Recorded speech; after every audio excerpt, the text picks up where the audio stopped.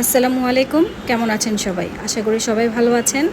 আজকে চলে আসলাম আরও একটি ব্লগ নিয়ে, মিনি ব্লগ। সেটি হচ্ছে আজকে রান্না করব বেলে মাছ দিয়ে ধুন্দুল দিয়ে হাতে মাখা চচ্চড়ি।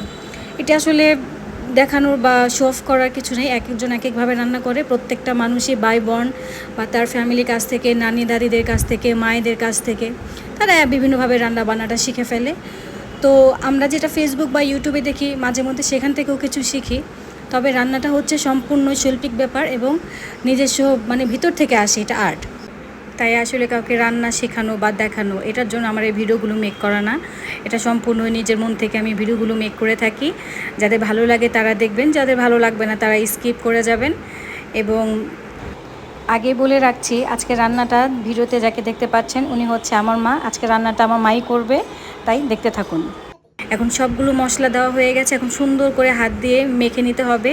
এই তরকারিটা আসলে যতটুকু ম্যারিনেট করা হবে, যতটুকু সুন্দর করে মাখা হবে, মাখার উপরেই টেস্টটা অনেকাংশে নির্ভর করে।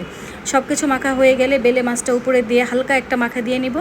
তারপর অল্প একটু পানি দিতে হবে ভিউয়ার্স, কারণ ধুন্দুল থেকে অনেক পানি ওঠে।